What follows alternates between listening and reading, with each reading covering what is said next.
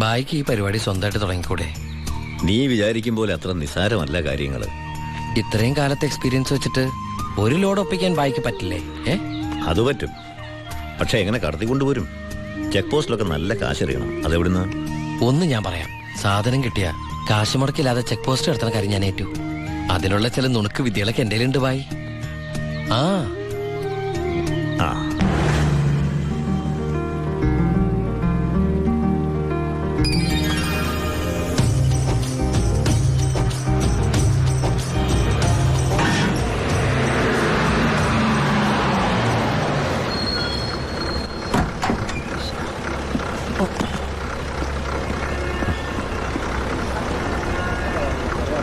സാറേ, വണ്ടി എന്താണ് വണ്ടിയില്? ഐസാണ് സാറേ. കുറുപ്പേ കയറി പരിശോധിക്കും സാർ.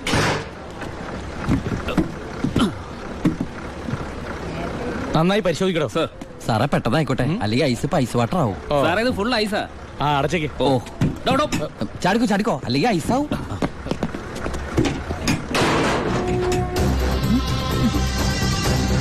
വിട്ടോ വിട്ടോ, വേഗം വിട്ടോ.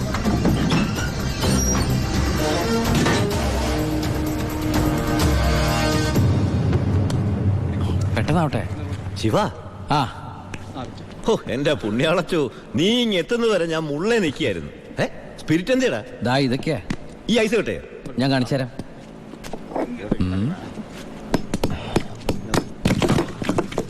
ദാ ഒറിജിനൽ സ്പിരിറ്റ്. ആ ഓ എന്റെ അമ്മച്ചി, ഒടുക്കത്തെ ബുദ്ധിയല്ലേ.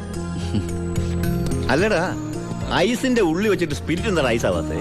എന്റെ ബായ്, വെള്ളം 0 ഡിഗ്രി സെന്റിഗ്രേഡിൽ ഐസ് ആവും. പക്ഷെ സ്പിരിറ്റ് ഐസ് ആവണമെങ്കിൽ -112 ഡിഗ്രി എങ്കിലും വേണം. കെമിസ്ട്രി പഠിച്ചതിന്റെ ഗുണ. എന്തായാലും കെമിക്കറി കണ്ടുപിടിച്ചു. കെമിക്കറി അല്ല, കെമിസ്ട്രി. അവൻ ഭയങ്കര തന്നെ. ഇത് എത്ര രൂപയുടെ മുതലാന്ന് അറിയാമോ നിനക്ക്? നിനക്ക് ഞാൻ എന്താ തരേണ്ടത്? ഈ ലാഭത്തിന്റെ പകുതി നീ എടുത്തു അല്ലേ? വേണ്ട, ഇത് മുഴുവൻ നീ എടുത്തു. വേണ്ട ബായ്. ബായ്, ആ ചിന്നാടന്മാരെ അവിടെ ജോലി ചെയ്തിരുന്നപ്പോ ഒരു ലോഡിന് എത്ര രൂപ കിട്ടിയിരുന്നേ? 5000 രൂപ. ആ 5000 രൂപ മതി എനിക്ക്. അല്ല ഇവര് ഞാനും ബായ് തമ്മിൽ എന്താ വ്യത്യാസം? അങ്ങനെ നീ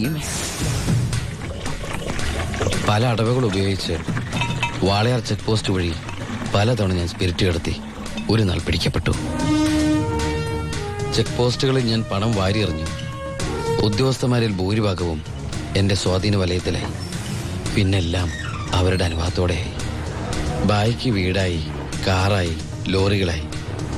ബായിയുടെ വലങ്കയായി ഞാൻ അവിടെ പരമശിവം എന്ന പേരിൽ അറിയപ്പെട്ടു. വാളയാർ പരമശിവം.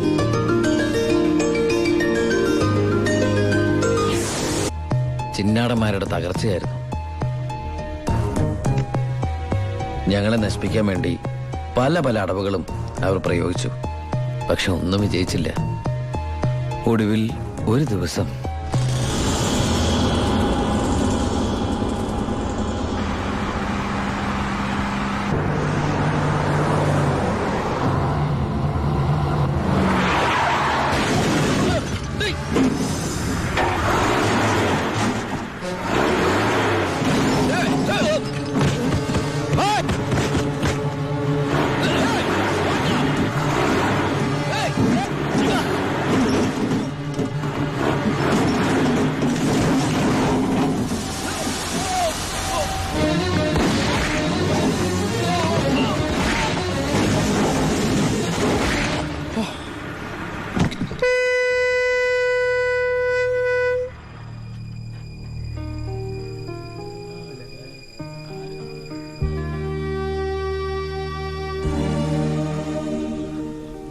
പോലീസ് കേസെടുത്തു.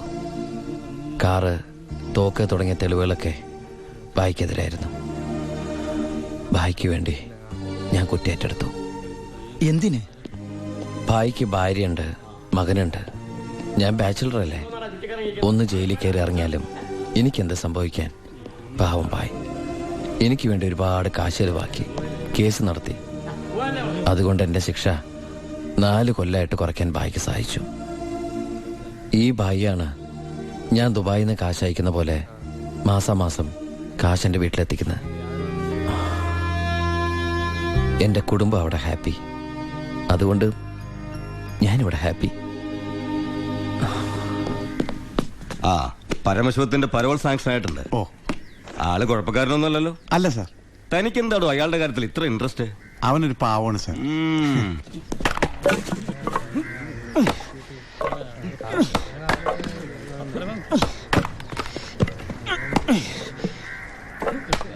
എടാ അവന്റെ ആ മസിൽ കിട്ടിയിരുന്നെങ്കിൽ ഉച്ചക്ക് ബീഫ് ഫ്രൈ ആയിട്ട് കൊടുക്കായിരുന്നു. ശ്ശെ.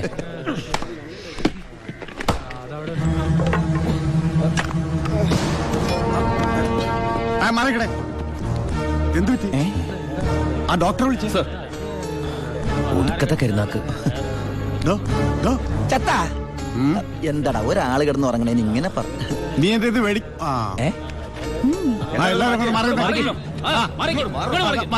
പുറകോട്ട് പറയും. ആ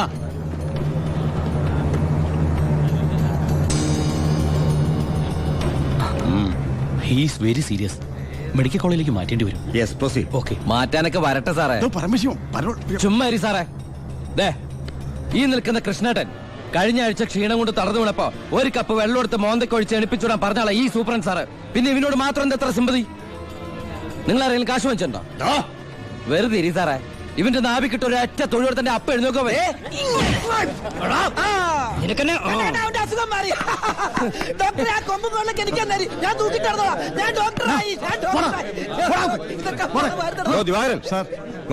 അവന്റെ പരോളുടെ പേപ്പർ ഉണ്ട്. ഇവന് 14 ദിവസം വേണ്ട, 5 ദിവസം മതി. പാടോ.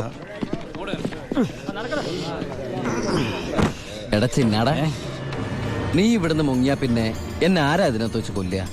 നീ എന്നെ കൊല്ലുന്നത് കാണാൻ കാത്തിരിക്കല്ലേ ഞാൻ. ഇവൻ എന്നെ മൂടൗട്ടാക്കി അടങ്ങുള്ളൂ. നീ പോയി ജോലി എടുക്ക. പോടാ. നീ ഓർത്തോ?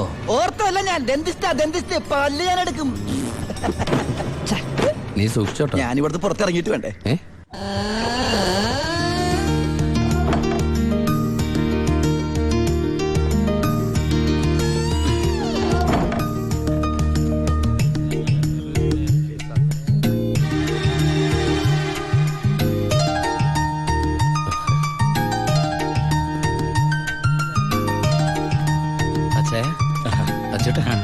സുഖല്ലേ?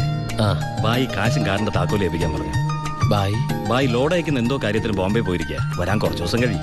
നേരെ വീട്ടിലേക്കായിരിക്കും അല്ലേ? എല്ലാരും ഒന്ന് കാണണം.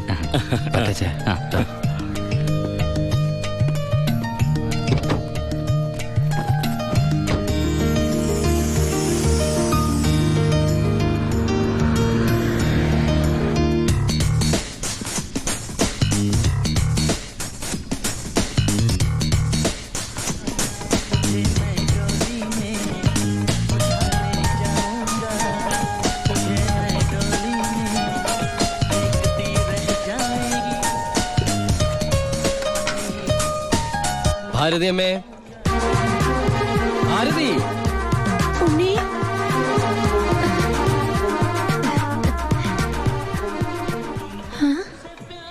അമ്പിളി, എടി അമ്പിളി. എന്താ അമ്മ? ഞാൻ ഉണ്ണിയുടെ ശബ്ദം കേട്ടു. ശബ്ദോ? ആ, അവൻ എന്നെ ഭാരതി അമ്മയെന്ന് വിളിക്കുന്നത് ഞാൻ കേട്ടു. അത് അമ്മ എപ്പോഴും ഉണ്ണിയെ കുറിച്ച് ചിന്തിക്കുന്നോണ്ട് തോന്നിയതായിരിക്കും. അല്ലടി ഞാൻ. ഭാരതി അമ്മേ.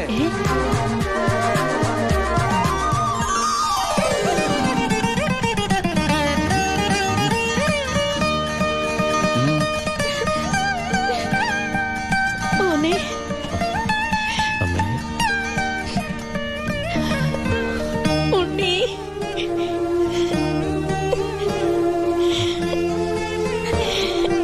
ഹായ്. ഭാരതി അമ്മ എന്തിനാ കരയണേ? സന്തോഷം കൊണ്ട. ഊണം കഴിഞ്ഞ് കിടന്നുറങ്ങാൻ പോയ നിന്നെ 6-7 വർഷം കഴിഞ്ഞല്ലേടാ കാണുന്നത്. അതൊക്കെ പോട്ടമ്മേ. ഇവൾക്ക് വരുന്നുണ്ടല്ലോ സന്തോഷം. എന്താടി?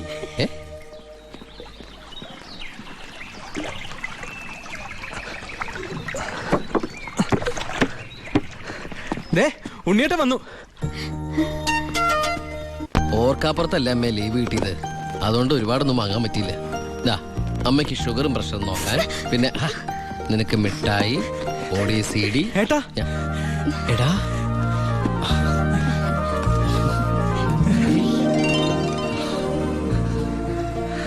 എന്റെ അമ്മോ, ഇവനെ കണ്ടാലിപ്പോ എന്റെ ഏട്ടനെന്ന് പറയൂലോ അമ്മേ. ഇത് പഴയ അളവാ, നിനക്ക് പാകാവൂന്നറിയില്ല.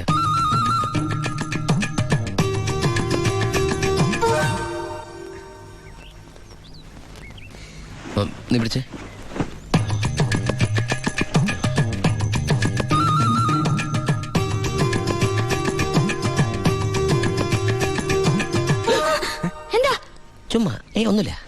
നിന്റെ ഷോൾഡേഴ്സ് നോക്കി. ഏട്ടാ ഇത് ജീൻസ് അല്ലേ? ഓ ജീൻസ് ആണോ? എന്നാ വേസ്റ്റ് നോക്കിയോ.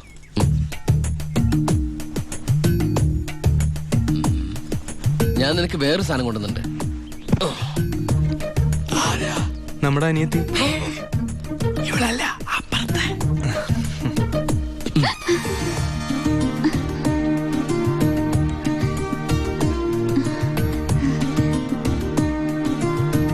ആരാ? ഏയ് നിക്കവിടെ. നീ ഏതാ? നീ എവിടത്തെയാ? ചെവി ഇട്ടൂടെ? സംസാരിക്കില്ലേ? ഞാൻ ആ വീട്ടിലെയാ. ആ വീട്ടില്. അതെന്റെ വീടല്ലേ? ഏട്ടാ നമ്മുടെ പുതിയ വാടകക്കാരാ. ഓ നല്ല കൂട്ടരാ, നല്ല തങ്കപ്പെട്ട സ്വഭാവമുള്ള കുട്ടിയാ. പേര് ഗോപിക. അയ്യേ എനിക്ക് പെങ്ങളെ പോലെയാ. അയ്യോ പെങ്ങളെ പോലെയാണോ? അപ്പൊ നിനക്ക് India is my country, all Indians are my sisters ആണല്ലേ? നിനക്ക് ഇന്ത്യന്ന് പെണ്ണ് കിട്ടാൻ പറ്റില്ലല്ലോ. ഒന്ന് പോയട്ടെ. നമുക്ക് ഇറ്റലിയിൽ നിന്ന് ഒരു ജെറ്റിലെ തപ്പാം. ഗോപികയുടെ അച്ഛൻ്റെ അടുത്ത് ഞാൻ എല്ലാ കാര്യങ്ങളും സംസാരിച്ചിട്ടുണ്ട്.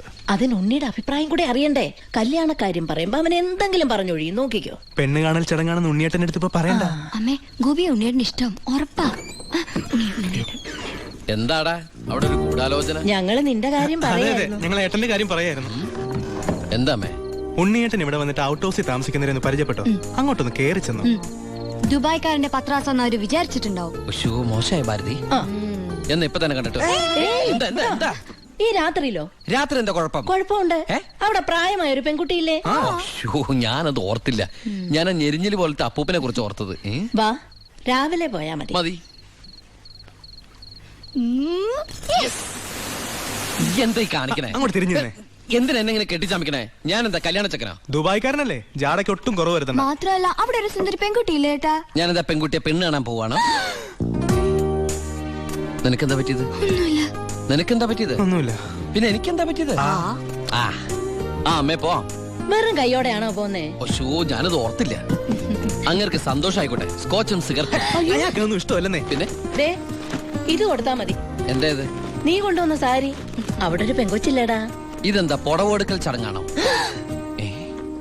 ഹലോ അപ്പൂപ്പൻ. ആ നമസ്കാരം. നമസ്കാരം. അപ്പൊ ആളെ മനസ്സിലായി? ഇന്നലെ മുഴുവൻ വൈദ്യന്റെ അടുത്തായിരുന്നു, അതുകൊണ്ട് പരിചയപ്പെടാൻ പറ്റിയില്ല. ഒരു സാരിയാ? എനിക്കോ? അല്ല ഗോപിക്കാ. നേരിട്ട് കൊടുത്തോളൂ. ഇരിക്കൂ. ഏയ് വീശു. നല്ല അസല് സാധനം കൊണ്ടുവന്നുണ്ട്. സ്കോച്ചാ. എടാ നീ എടുത്തോണ്ടേ. ചുമ്മാ ആളെ കണ്ടറിഞ്ഞൂടെ അടിക്കുന്നു? അല്ല, ഞാൻ മരുന്ന് കഴിച്ചോണ്ടിരിക്കുക, പറ്റത്തില്ല. അത് പറ. എന്തായാലും കേശം വൈദ്യരുടെ അടുത്ത് വന്നത് അത് വളരെ നന്നായി. ഒരു 2-3 മാസം കഴിയുമ്പോഴേക്കും അസുഖമൊക്കെ മാറി ആൾ കുട്ടപ്പച്ചണ്ടാവില്ലേ? അല്ല ഈ ഭക്ഷണക്രമമൊക്കെ? ചായ മാത്രോ? ഈ നാട്ടുമരുന്നൊക്കെ മിക്സ് ചെയ്തിട്ടുള്ള ചായ? അതല്ല, ആ ചായയുടെ കാര്യ പറഞ്ഞത്.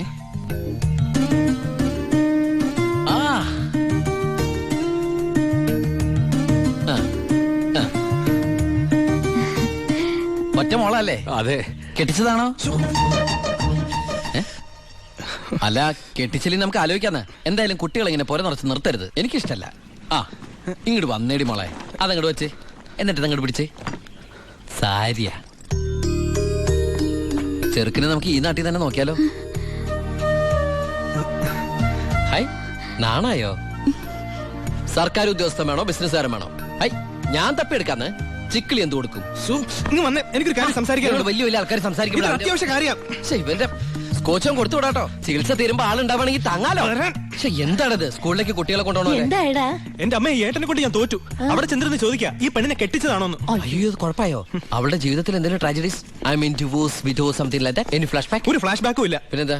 മോനേടാ, ആ വീട്ടുകാരെ നിനക്ക് ഇഷ്ടായോ? പറയാതിരിക്കാൻ പറ്റില്ലമ്മേ, നല്ല തറവാടികളാ. സാധാരണ ഞങ്ങൾ ദുബായ്ക്കാരോട് ചോദിക്കുന്ന സ്ഥിരം ചോദ്യം ചോദിച്ചില്ല. എന്ത് ചോദ്യം? എപ്പോഴാ തിരിച്ചു പോണേന്ന്. നിന്നെ പോലെ അല്ല, നല്ല അടക്കമൊതുക്കമുള്ള കുട്ടിയാ. കാണാനും കൊള്ളാം, മിടിക്കുക, നല്ല സുന്ദര കുട്ടിയാ. അയ്യോ ഞാൻ പിടിച്ചിട്ടൊന്നുമില്ല, ഞാൻ തൊട്ടിട്ട് കൂടിയില്ല. എന്റെ അമ്മേ, എടാ മഹാഭാവം പറയരുത് കേട്ടോ. ഞങ്ങളെ ഏട്ടനെ പെണ്ണ് കാണിക്കാൻ കൊണ്ടുപോയതാ. അപ്പൊ അമ്മേ ഇപ്പൊ കഴിഞ്ഞ എന്റെ പെണ്ണാണല്ലോ. ഞാൻ ആ അമ്മായിപ്പനെ ഇനി പിടിച്ച പിടിയലങ്ങ് കെട്ടിച്ചു വിട്ടോട്ടാ. അമ്മേ ഇനി നീ ഒന്നും പറയണ്ട. ഈ കല്യാണം ഞാൻ ഉടനെ നടത്താൻ പോവാ.